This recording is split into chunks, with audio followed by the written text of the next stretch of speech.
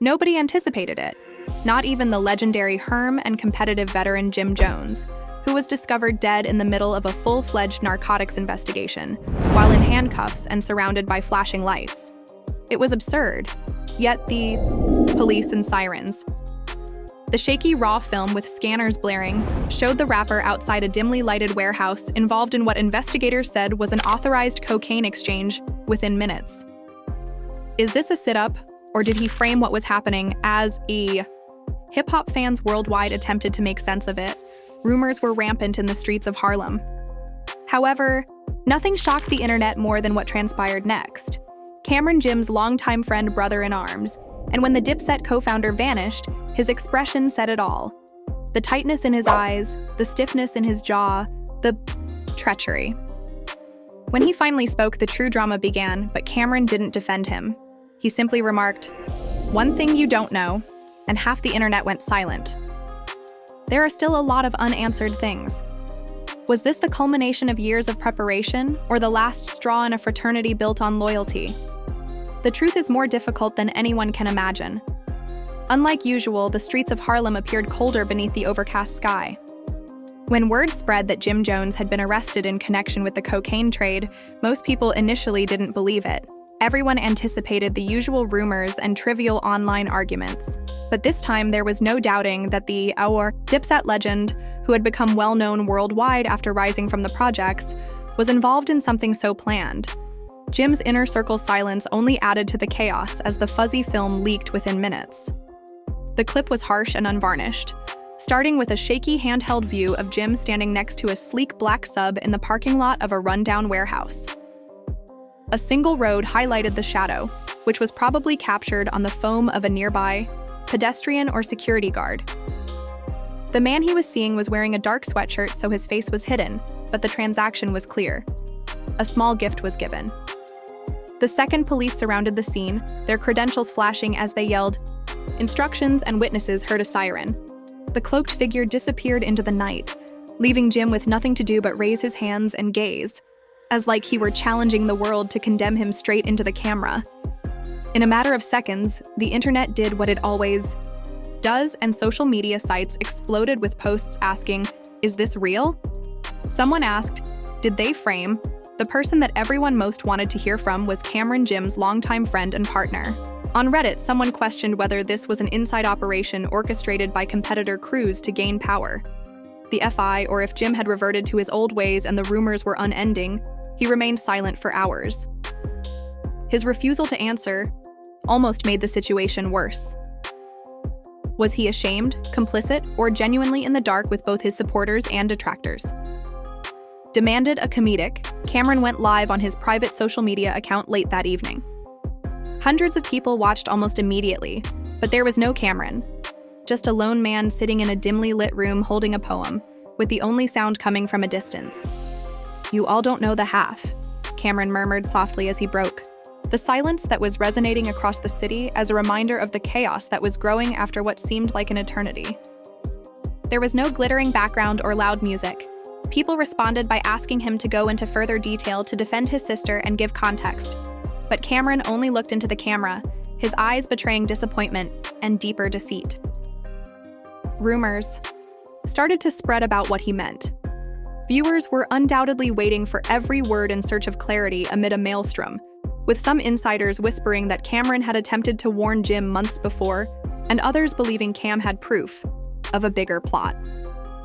According to individuals outside the precinct who had been following Jim for weeks, local reporters were accused of distributing and intending to spread an undisclosed illegal substance. The chemicals used were supposed to be luxury designer tablets, but surveillance photos, phone data, and undercover informants were used to map out a network that extended from New York to Atlanta. Traditional street drugs. According to law enforcement rumors, these pills might sell for thousands of dollars per dose, leaving Jim Jones with some scars while others fled the streets. News vans were parked down the street with their after-tour plans fell through due of satellite antennas. He became desperate and started doing favors. The phrase "moving favors" quickly became popular, and some people thought it was code for forming relationships. Jim attended private gatherings with people who are now known to law enforcement, and each photo was carefully examined. Years ago, photos showed people selling illegal drugs for money. A leaked text message between Jim and an unidentified person appeared. The exchange was short, but did you offer contact details? Jim answered, "Just stay." There was no context or background. A single text sent shockwaves over the internet, and the timestamp alone provided fascinating evidence that something secret had been simmering. Conspiracy theorists claim the government was framing and targeting Jules Santana. Another Dip colleague stated that the line between reality and fiction became hazy as soon as the video became viral, adding to the fact that well-known rappers, Doubters for instance, utilized the phrase as proof of a violation. He shared an old picture of himself with Jim and Camron on social media with the message, "Loyalty cuts deep." Fans argued over whether this was a show of solidarity or a pretextual critique of Jim's seeming, with hashtags like Shocker Teams and WhereCam spreading across platforms during the digital chaos. Treachery and uncertainty fueled the fire. A nightclub held a vigil for Jim, with attendees gathered under flashing neon lights wearing Jim's face was printed on Dipset t-shirts and sweatshirts, and the mood was one of memory. A mural artist painted a picture of Jim in prison while standing at an easel during the demonstration, and the words "Free my brother" appeared in enormous letters beneath parallel fans.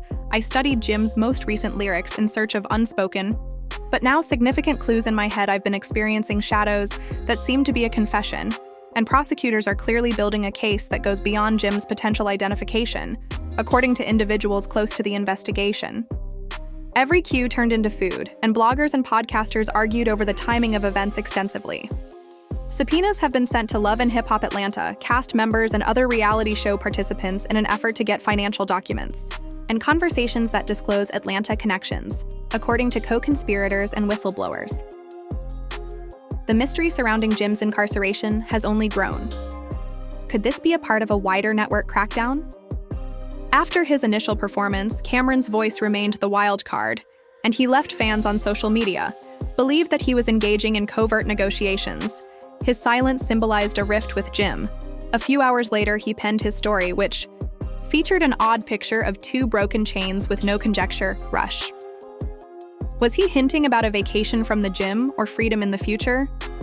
According to accounts, Jim's neighbor and close friend Rashida urged him to abandon that way of life just hours before he was arrested, when Sheha claimed to have been confident that the risk was worthwhile. Rashida's team sent a statement expressing concern and cautioning people against making snap judgments. A well-thought-out answer did nothing to ease fears as darkness fell over Harlem once more.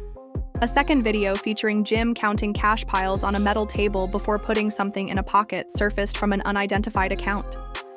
This time, the video was taken inside the warehouse. Camron, a familiar figure leaning against the wall with half of his face hidden by darkness, is seen when the camera pans up. Jim, who is lit by a flickering bow, looks at Camron and nods as though asking for permission before Camron moves. If Camron had actually been there, even under the guise of suspicions of friendship, the news would have sent shockwaves beyond Harlem. Jim started packing and reported someone mumbled something inaudible before leaving. Of his involvement surfaced. Was he more than a passive observer involved? Or, in the words of the person who set Jim up, the online outcry reached a fever pitch as pundits and hip-hop journalists hurried to examine the tape, which marks the conclusion of part 1. When the second video emerged and altered everything, Camron's tale was included as well as Jim Jones, and the full scope of the problem was only now starting to emerge. Jim's was already explosive and appeared to be about to burst under the flickering ball and the startled stillness that followed the second. By this point, the video's impact had spread throughout the hip-hop world. At a small bar where Jim was supposed to perform, Martinez walked backstage while his manager Tony 50/50 stood in a circle of dread as Marty Ness's phone rang nonstop with calls from solicitors, promoters, and nervous co-stars. Much later that evening, he at last gave a firm response to one voice. "Yes, I understand that we need to stop talking, but he's not doing so yet. Yes, I have told everyone to stand down." After he hung up, Jim fell into a chair with his head in his hands, wondering how he got himself into Isla. Jim's longtime hairstylist waited uneasily as she told him he was. When Clean Martinez looked up, his eyes were wide, and there were no formal indictments or paper trails yet. However, because the video showed Camron's crew rushed to control the narrative, assembling a small team of assistants and publicists. In a small space above a Bedford Street record store, one of them, Jasmine, used her laptop to check the latest social media statistics. The last live had 2 million views in 50 minutes, and the comments were crazy. She scrolled, her eyes widening, asking, "Did he set him up? Where does his loyalty? If we don't get ahead of this Cam's career, it's toast. We can't just spin it. We need a statement from Jim," and more crucially, Cam was nowhere to be found, and his phone went straight to voicemail. People saw him there, but we need context to confirm his whereabouts before and after. Social media accounts stayed silent while rumors spread that he had checked himself into a secluded retreat upstate called a Creative Recharge, where he was purportedly collecting information. An unidentified drug division officer claimed that the FI was observing a ring that used celebrities' sources, confirmed a more thorough investigation that would have caused him to doubt his own role in law enforcement. They sold illegally using encrypted chat services only when undercover cops recorded. Jim using synthetic narcotics known as nightmares during multiple contacts in New York and Atlanta. Did it become clear who he was? The video showed Jim passing off the package outside the. This was only the first step. Investigators found surveillance footage of him entering an Atlanta hotel room with 2 men who were later arrested for drug offenses. According to phone records, he arrived at precisely 217 millennium. In my capacity as chief agent, I told media that while this is not a celebrity witch hunt, there is substantial evidence that suggests higher-level involvement. Late at night, Rashida received a call from Rashida, rubbed her eyes, and said in a hoarse voice, "I'm not Jim, but he's like a brother to me, and Pam is like family to me, and I can't just throw." To her cousin Channel, who worked in radio marketing, asking for your opinion on every station. Rashida slammed the phone shut, her heart racing, and the channel said right away that the second video is on every morning show, implying that he was aware of it and you were covering it for him. Turned on the morning news and saw the headlines descending into drama as Camron's royals were questioned following the rapper's arrest. A banner appeared on the TV, and a picture of Jim in custody, frowning, was displayed next to a still of Cam leaning. Her next course of action is to remain silent and risk being implicated, or to speak up and risk alienating 2 of her. Rashida disagreed with Jim, who was divided between loyalty and self-preservation. Rashida observed a calm, measured tone as he spoke. "The battle is bigger than any of us, and we have to protect the family while also honoring the truth. If Cam is on that video, he should be given an explanation." Reddit conspiracy theorists have pieced together timelines, from interview dates, hotel check-ins, and event schedules.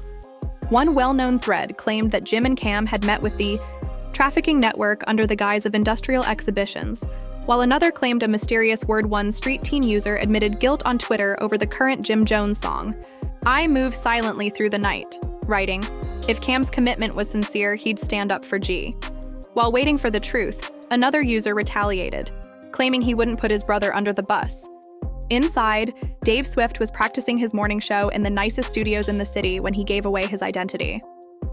You won't know the whole length of Rashida's somber statement on the audio recordings of Jim's arrest announcement cameras, and certain police press conference clips that are meant to be shown at events while she carries the burden of her family.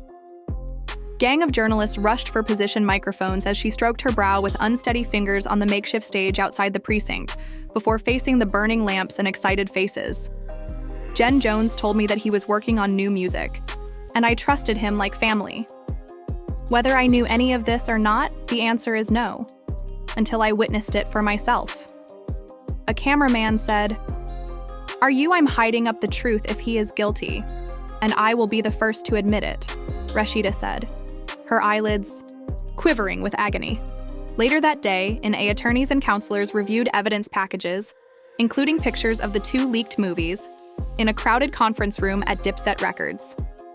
Security cameras within the warehouse recorded hotel room footage from Atlanta.as, well as printouts of Marissa Flores, Jim's lead attorney, who leaned across the table and read a critical letter that said, "We meet to dig holes in the prosecution's timetable," while scratching her temples.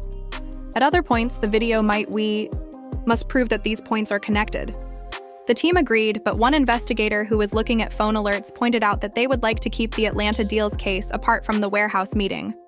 "I've always stood up for my rights, and Camron, who showed up in the evening, and provided a little audio clip on his verified account, is part of the jury pool. The dread was evident, and a friend sneered, "Please be patient, family." It only lasted 30 seconds, but it caused a new dispute among supporters. There were two groups, those who regarded Cam's silence as solidarity and those who saw it as complicity. The hashtag switched between. When I called Rashida, she replied in a weary tone, "They're tearing me apart, and I'm trying to stand it out for the truth." Meanwhile, guys were sitting at home, scrolling through the chaos with the hashtags #CamForJones and #CamForClarification. However, they won't let me mink breathe out peacefully. You completed what you had to, honey. Let the lawyers take care of the rest. Keep your head up. He stopped, but check behind you. Dipset's brand manager prepared a meeting with Jim's core staff, longtime supporters, local leaders, and street influencers. The event took place at a shopfront church on 125th Street that had been converted into an event space, and posters for Dipset Records were displayed above. Volunteers hauled out banners with the words, "Support if you believe in redemption," emblazoned in strong letters in a small stage with a single chair. Following an hour of passionate debate, a guest speaker, "We all know that mistakes happen, but we also know that atonement is possible. Let's unite to support someone who has already improved our city. Let's be compassionate." A prominent community elder seized the microphone. While there was a lot of applause, there was still some skepticism as a cheeky local blogger said into a live stream microphone.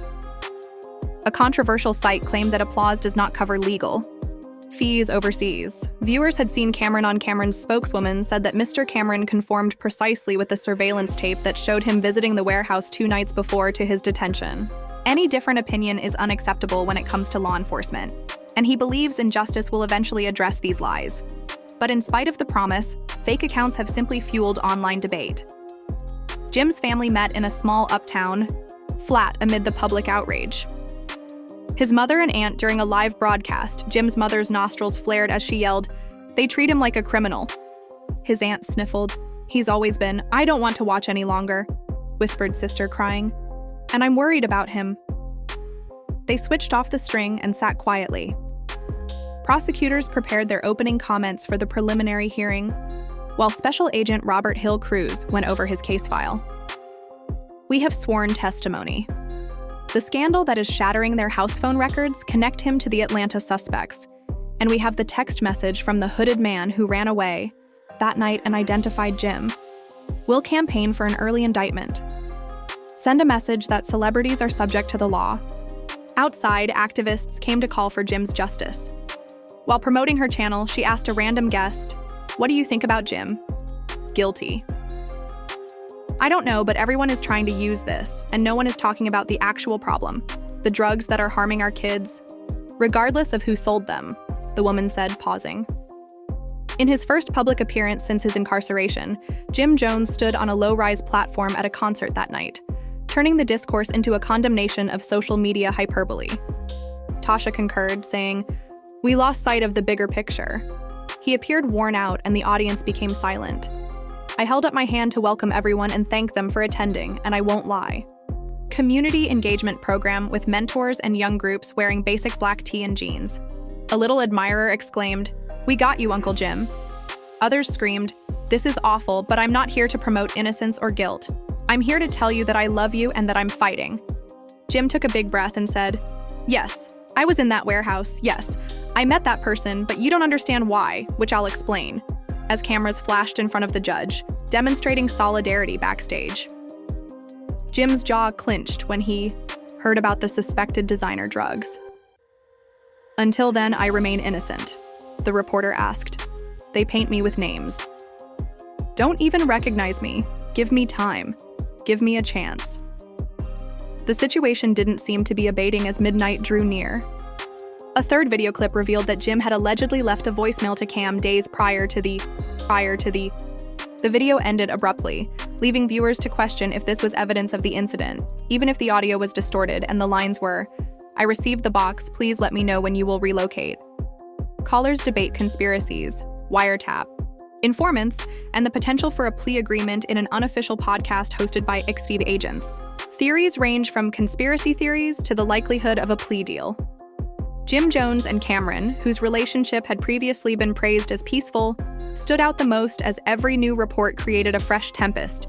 From connections to international, Cardos to insider transactions by competing artists had exposed secrets and treachery, and now the fate of Hop royalty was at stake. In Part 3, changing allegiances make it difficult to distinguish between right and bad. The fight for loyalty and truth continued as everyone else waited. As the preliminary hearing began the following morning, the courtroom was filled with anticipation for the next shocking revelation. Jim Jones sat at the front of the packed rows of chairs filled with reporters and interested bystanders. With his lawyer's eyes locked on the defense table, the prosecutor walked down the aisle and handed the accusations, which were to transport an illegal drug across state boundaries with the help and involvement of an accomplice named Only in the surveillance operation that resulted in Jim's arrest, to black expose the shaky warehouse film, the Atlanta hotel recording, and the leaked text messages. His voice remained composed, but each detail caused the audience to gasp. He ended by claiming that the data showed a pattern of transactions that suggested a wider distribution network. Flores Jim's attorney sat down and whispered in the room, got up to start her response. She talked calmly, admitting some facts but dismissing their significance. The government's case is primarily predicated on conjecture and circumstantial evidence, she said. The news media crowded the courts like vultures with anchors, yet there was no concrete proof that the drug exchange was unlawful, and neither test, data nor chain of custody demonstrated my client's claim to the presumption of innocence. Do loyalty endure the scandal? The hashtags of trending followers countrywide on social media were split into two groups: those who desired a speedy later, and those who were reporting live and flashing headlines forecasting the dip hit dynasty's demise. That day, Flores and her co-workers searched through discovery items hidden behind documents in a poorly lit conference room at Jim's legal firm. They were surprised to find phone records, an unredacted surveillance report identifying an unidentified key witness. The report that revealed T.B. Black's true name, Terrence Toney, to Williams, along with his cooperation agreement, appeared to suggest that testimony would be going to happen. This revelation brought Jim and Camron together multiple times. She wiped her forehead and took a deep breath before saying, "We have to call this into doubt," adding that we must submit a request to it when the witness is granted mercy and his veracity is called into doubt. She started gathering the required paperwork, but Camron appeared oddly missing. There were rumors that he had been called in for interrogation as I fully cooperated with the authorities and am eager to share my side of the story, but his lawyers denied that he was a crucial witness, stating that he was only helping the inquiry that was circulated under his name. Ideal, but Vo's online followers questioned whether his lack of response was a ruse or an indication of more serious engagement. Back on the streets, a makeshift shrine to Jim had evolved into a protest camp, with supporters bringing tents, speakers, and when the real kingpins were freed, some accused them of endorsing a drug lifestyle that harms their communities, while boom boxes with old Dipset music said Jim was being exploited as a scapegoat. A brief altercation between the parties caused authorities to step in and meddle in the courts. Laya Jim, the defense stylist, was brought as a surprise witness and spoke under oath while wearing a plain suit. She claimed to have seen Jim in his studio. Along with receipts and timestamp photos, he worked on the artwork for his next record the night of the warehouse meeting. The narrative questioned the prosecution's timing, suggesting that the tape might have been altered or misqueried. Fleur stood up once again to wrap up the defense's case after she calmly discussed her loyalty to Jim Clear, drawing applause and skepticism. As she left, she encouraged the court to take into account T. Black's contradictions, and she painted a picture of a man who, instead of running a criminal organization, had tried to change his career. The statute of doubt states that if there is a reasonable doubt, it must be determined in the defendant's favor. The judge took a moment to review his notes, scheduled a formal arraignment, and issued a warning, evidence that was still being used. By both sides examined, noting that the case had important, he postponed a heavy. The defense table was packed with reporters. Jim provided a succinct response to the questions. Nod. Nonetheless, Flores held out her hand. Highlighting the right of her client to stay, Rashida invited Mink and a few others in silence, close friends to her flat that night. Every time Jim spoke, the tone was negative, raised his hands during the hearing. Noticed fragments on a little TV screen. Rashida was terrified and went to confront the male VCs. "I'm not sure how he'll overcome this," he said, putting a hand on her shoulder. "We're here to support him. This battle will take place outside of Camron's courtrooms, according to Cam's spokeswoman. He would appear in public as the next day with a special Cam's interview on a major network promotional image, implied that he would make things clear and show the enigmatic story that both fans and critics wanted to know if he had used this chance to defend Jim's shift at assign responsibility or divulge startling new details.